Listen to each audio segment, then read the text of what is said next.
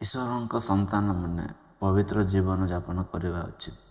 ଈଶ୍ୱର ଯେ ଏକମାତ୍ର ଏହା ତୁମେ ବିଶ୍ୱାସ କରୁଅଛ, ଭଲ କଥା। ଭୂତମାନେ ମଧ୍ୟ ବିଶ୍ୱାସ କରି ଥରହର ହୁଅନ୍ତି।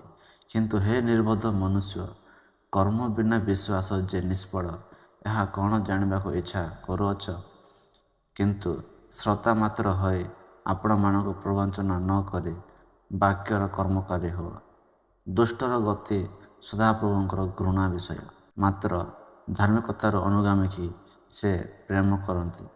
ତାହାଙ୍କ ଆଜ୍ଞା ପାଳନ ନ କରି ତାହାଙ୍କୁ ଜାଣେ ବୋଲି ଯେ କହେ, ସେ ମିଥ୍ୟାବାଦୀ ଓ ତାହାଙ୍କଠାରେ ସତ୍ୟ ନାହିଁ। ଯେ କେହି ଧର୍ମାଚରଣ କରେ ନାହିଁ, କେଉ ବା ଆପଣ ଭାଇକୁ ପ୍ରେମ କରେ ନାହିଁ, ସେ ଈଶ୍ୱରଙ୍କଠାରୁ ଜାତ ନୁହେଁ। ସମସ୍ତଙ୍କ ସହିତ ଶାନ୍ତିରେ ରହିବାକୁ ଚେଷ୍ଟା କର।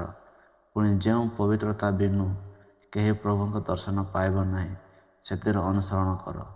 ମାତ୍ର ତୁମମାନଙ୍କର ଆହ୍ୱାନକର୍ତ୍ତା ଯେପରି ପବିତ୍ର, ତୁମ୍ଭେମାନେ ମଧ୍ୟ ଆଜ୍ଞାବହ ସନ୍ତାନମାନଙ୍କ ପରି ସମସ୍ତ ଆଚରଣରେ ସେହିପରି ପବିତ୍ର ହୁଅ। ତୁମ୍ଭେମାନେ ଯେମନ୍ତ ବଞ୍ଚିବ, ଏଥିପାଇଁ ମନ୍ଦ ଚେଷ୍ଟା ନ କର, ଭଲ ଚେଷ୍ଟା କର। ତାହେଲେ ତୁମମାନଙ୍କର ବାକ୍ୟ ଅନୁସାରେ ସଦାପ୍ରଭୁ ସେନାଧିପତି ପରମେଶ୍ୱର ତୁମମାନଙ୍କର ସହବର୍ତ୍ତୀ ହେବେ। କିଏ ତାହାଙ୍କ ପବିତ୍ର ସ୍ଥାନରେ ଠିଆ ହେବ, ଯାହାର ହସ୍ତ ସୂଚି ଓ ଅନ୍ତଃକରଣ ନିର୍ମଳ।